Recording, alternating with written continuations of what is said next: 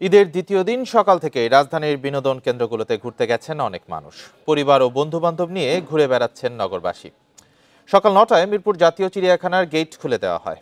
মা বাবা স্বজনদের হাত ধরে ছোট শিশুরা বাঘ, সিংহ, বানরের খাঁচার সামনে ঘুরে বেড়াচ্ছে। বান্ডেল থাকলে প্রতি সেনমানিতে টাকা বাঁচবে। বিকাশ সেনমানি বান্ডেল কিনে জিতুন প্রতি লেনদেনে। অভিভাবকরা জানান, ছুটিতে ছোট বড় সবাইকে নিয়ে একসাথে আনন্দ উদযাপনে ঘুরে বেড়াচ্ছেন তারা। কর্তৃপক্ষ জানিয়েছে, ছুটিতে বাড়তি ভিড় সামলাতে পর্যাপ্ত ব্যবস্থা নেওয়া হয়েছে। জোরদার করা হয়েছে নিরাপত্তা ব্যবস্থাও। এদিকে আশুলিয়ার ফ্যান্টাসি কিংডমেও ভিড় বেড়েছে। বিভিন্ন রাইডে চড়ে সময় পার করছেন দর্শনার্থীরা। ওয়াটার কিংডমেও পানিতে নেমে আনন্দের সময় কাটাচ্ছেন বিনোদন প্রেমীরা। থেকে আমরা আসছি ঈদের ছুটিতে, আমার ছেলেকে নিয়ে দেখাতে যে এখানে অনেক পশু পাখি আছে, এদের সাথে পরিচয় করাতে। আমি তো ব্যস্ত থাকি, ছোটখাটো একটা জব করি, এজন্য আজকে আসলাম বাচ্চাদের নিয়ে। আজকের দিনে কম করে হলেও 1 লক্ষ লোক আসবে আমরা আশা করি, এবং ঈদকে কেন্দ্র করে 5 থেকে 6 দিনে প্রায় 6 লক্ষ লোক আমাদের আশা করতেছি যে আমাদের চিড়িয়াখানা পরিদর্শন করবে। এই দুর্যোগপূর্ণ আবহাওয়াতে যদি তারা বৃষ্টিতে ভেজে, এই কারণে আমাদের প্রায় 24টা বিশ্রামাগার আছে, যেখানে তারা ঈদের টানা ছুটিতে ভিড় বেড়েছে পর্যটন স্পটগুলোতে। এই নিয়ে জানাতে বগুড়া ও খাগড়াছড়ি থেকে যোগ দিয়েছেন সহকর্মীরা। শুরুতেই বগুড়া থেকে জানাবেন সহকর্মী হাসিবুর রহমান। হাসিবুর রহমান, বগুড়ার কোন পর্যটন স্পটগুলোতে পর্যটকরা বেশি আসছেন এবং তাদের উপস্থিতি কেমন দেখছেন?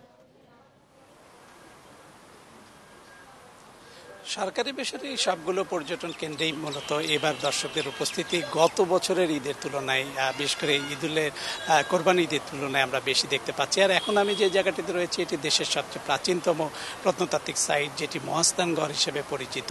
এইখানে আজকে সকাল থেকে দর্শকদের উপস্থিতি উল্লেখ করার মতো ছিল। একটু আগে আমি এখানকার যিনি কাস্টোডিয়ান রয়েছেন রাজিয়া সুলতানা, তার সাথে কথা বলেছি।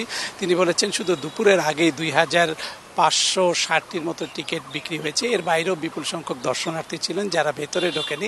এর মধ্যে বিদেশি পর্যটকদেরকেও তিনি দেখতে পেয়েছেন এবং তারাও এই দর্শনীয় স্থানটিতে দেখতে এসেছেন। আপনাকে জানিয়ে রাখি যে দেশের প্রাচীনতম এই প্রত্নতাত্ত্বিক সাইটটিতে যীশুখ্রিস্টের জন্মেরও 300 বছর আগের ঐতিহাসিক নিদর্শন পাওয়া গেছে, যেটি বাংলাদেশ ফ্রান্সের যৌথ খননের ফলে পাওয়া গেছে। এরপরেও এখানে আমরা যে বেষ্টনী প্রাচীরটা আপনাদেরকে দেখাচ্ছি, সেই বেষ্টনী প্রাচীরের ভিতরে অন্তত 16টি বসতির চিহ্ন আমরা পাই। অর্থাৎ দেশের সবচেয়ে প্রাচীনতম এই নগরী যেমন পর্যটন কেন্দ্র হিসেবে খুবই সমৃদ্ধ, তেমন ইতিহাস আর ঐতিহ্যের গুরুত্ব থেকেও এটি অনেক গুরুত্বপূর্ণ। আর এখানে গত বেশ কয়েক বছর ধরেই ফ্রান্স এবং বাংলাদেশ যৌথভাবে খননের সময় নানা ধরনের প্রত্নতাত্ত্বিক নিদর্শন পেয়েছে, যেগুলোর ঐতিহাসিক গুরুত্ব যেমন রয়েছে, তেমনি এটির ইতিহাস আর ঐতিহ্যকেও নানাভাবে উপস্থাপন করছে।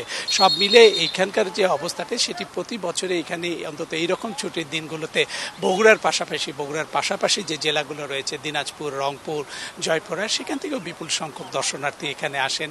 তারা সারাটা দিন এখানে থাকেন। আর সবচেয়ে বড় যে বিষয়টি, এখানকার নিরাপত্তার বিষয়টি খুবই কঠোর থাকার কারণে এখানে নির্বিঘ্নই চলাচল করতে পারেন সব শ্রেণীর দর্শনার্থী। আর এখানে আমি আজকে যাদেরকে দেখতে পেয়েছি, তার মধ্যে রংপুর থেকে কিছু লোক এসছেন, দিনাজপুর থেকে এসছেন, প্রতি বছরই এইভাবেই আসেন।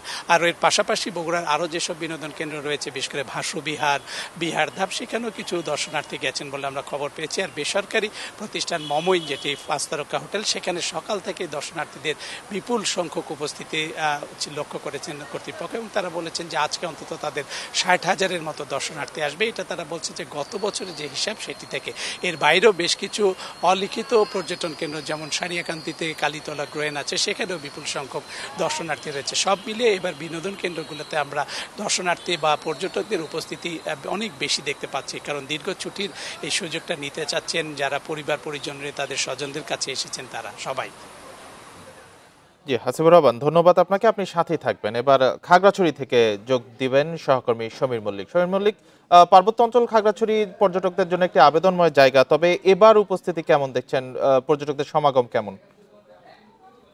দেখুন, এবার কিন্তু লম্বা বন্ধ হওয়ার কারণে কিন্তু পর্যটকদের যে উপস্থিতি, এটা অন্য যে কোনো সময়কে ছাড়িয়ে যাওয়ার একটা সম্ভাবনা রয়েছে। আমি এই মুহূর্তে রয়েছি খাগড়াছড়ির সবচেয়ে জনপ্রিয় যে পর্যটক কেন্দ্র আলোটিলা, সেখানে যদি চিত্রটা আপনাকে এই মুহূর্তে দেখাতে চাই, এখানে সকাল থেকে আমরা কিছুক্ষণ আগে এখানে যারা দায়িত্বে রয়েছে তাদের সাথে কথা বলেছি। সকাল থেকে অন্তত কয়েক হাজার পর্যটক কিন্তু ইতিমধ্যে ভ্রমণ করেছে, এবং দিনের আরো একটা লম্বা সময় কিন্তু রয়ে গেছে, এবং এই সময়টাতে পর্যটকদের যে উপস্থিতি সেটি আরো বাড়বে বলে তারা আমাদেরকে জানিয়েছেন। আমরা দেখছি আলোটিলা যে সবচেয়ে গুরুত্বপূর্ণ যে জায়গাটি, আলোটিলা যে রহস্যময় গুহা রয়েছে, সেখানে কিন্তু পর্যটকদের সবচেয়ে বেশি আকর্ষণ। একই সাথে আলো হোটেলের যে অন্যান্য জায়গাগুলো, ঝুলন্ত ব্রিজ, ঝুলন্ত ব্রিজ এবং নন্দন পার্ক সহ অন্য যে জায়গাগুলো রয়েছে সেগুলোতে কিন্তু পর্যটকদের যে ভিড় সেটা আমরা সকাল থেকে লক্ষ্য করছি। শুধু আলো হোটেলে নয়, এখানকার যে অন্যান্য যে পর্যটন কেন্দ্রগুলো রয়েছে, কিছুক্ষণ আগে আমরা রিসাং ঝর্ণা থেকে এসেছি, সেখানেও আজকে প্রায় 1000-এর মতো পর্যটক তারা ইতিমধ্যে রিসাং ঝর্ণার যে এই সময় আসলে পানি বেশি হওয়ার কারণে সেখানে পর্যটকরা তারা ঝর্ণার সৌন্দর্য সেটা উপভোগ করছে। একই সাথে খাগড়াছড়ি জেলা পরিষদ পার্কে সেখানে কিন্তু সকাল থেকে, যেহেতু এটা শহরের একেবারে কাছাকাছি একটি পর্যটন কেন্দ্র, সেখানে কিন্তু পর্যটকদের উপস্থিতি সবচেয়ে বেশি থাকে এবং বিকেলের সময়টাতে কিন্তু সেখানে আমরা দেখেছি ইতিমধ্যে কিন্তু কয়েক হাজার পর্যটক ভ্রমণ করেছে। এবং এই সময়ে পাহাড়ে বেশি পর্যটক আসার বড় কারণ হচ্ছে এখন পাহাড় অনেকটা বেশি সবুজ হয়ে যায়, সেক্ষেত্রে এটা পর্যটকদের কাছে অনেক বেশি আকর্ষণীয় ওঠে। আপনি জানেন কয়েকদিন বৃষ্টি হওয়ার কারণে কিন্তু এখানকার যে প্রকৃতির যে ল্যান্ডস্কেপ গুলো রয়েছে সেগুলো কিন্তু পর্যটকদের মধ্যে আকর্ষণ বাড়াচ্ছে। এবং যারা পর্যটন সংশ্লিষ্ট রয়েছে তারা বলছে এবার যেহেতু প্রায় এক সপ্তাহের বন্ধ রয়েছে, অর্থাৎ আগামী পরশুদিন থেকে কিন্তু পর্যটকদের যে উপস্থিতি সেটি আরো বাড়বে। আপনি জানেন খাগড়াছড়ি হয়ে কিন্তু পর্যটকরা রাঙামাটি যে গুরুত্বপূর্ণ পর্যটন কেন্দ্র সাজেক ভ্যালি সেখানে ভ্রমণ করতে চায়। সেক্ষেত্রে আসলে এখানকার যারা ব্যবসায়ী রয়েছে খাগড়াছড়ি হোটেল মোটেল গুলো, সেখানে আমরা কথা বলছি, তাদের ইতিমধ্যেই তাদের অনেক হোটেল রয়েছে একেবারে 15 জুন পর্যন্ত কিন্তু একেবারে বুকিং হয়ে গেছে এবং কিছু হোটেল রয়েছে যেখানে 50 থেকে 60% পর্যন্ত বুকিং হয়ে গেছে। এবং আমরা বিষয়গুলো নিয়ে এখানে নিরাপত্তার বিষয়টা নিয়ে খাগড়াছড়ি যিনি জেলা পুলিশ সুপার রয়েছেন তার সাথে কিন্তু বেশ কয়েকবার কথা বলেছি। তিনি বলছেন যে দেশি বিদেশি যে পর্যটকরা তাদের জন্য নিরাপত্তার কোনো ঘাটতি নেই, অর্থাৎ প্রত্যেকটা পর্যটন কেন্দ্রে পুলিশের পক্ষ থেকে তাদের ফাঁড়ি রয়েছে এবং পুলিশের টহল টিম সেটি কাজ করছে। একই সাথে জেলা পুলিশের পাশাপাশি যে এখানে যে টুরিস্ট পুলিশ রয়েছে সেটা কিন্তু তাদেরও কিন্তু পর্যাপ্ত যে নিরাপত্তা সেটা পর্যটক জন্য সব ধরনের ব্যবস্থা রয়েছে। এবং পর্যটন ব্যবসায়ীরা এটা প্রত্যাশা করছে তারা এই ঈদকে কেন্দ্র করে তাদের একটা ভালো ব্যবসা সফল একটা ঈদ তারা পার করতে পারবে। এই ছিল আলো হোটেলের পর্যটন কেন্দ্র থেকে আমার কাছে থাকা পর্যটনের সবশেষ খবর। ঈদের টানা ছুটিতে পর্যটন স্পটগুলোতে অনেক ভিড় দেখা যাচ্ছে। বগুড়া ও খাগড়াছড়ি থেকে সেটি দেখাচ্ছিলেন আমাদের সহকর্মীরা।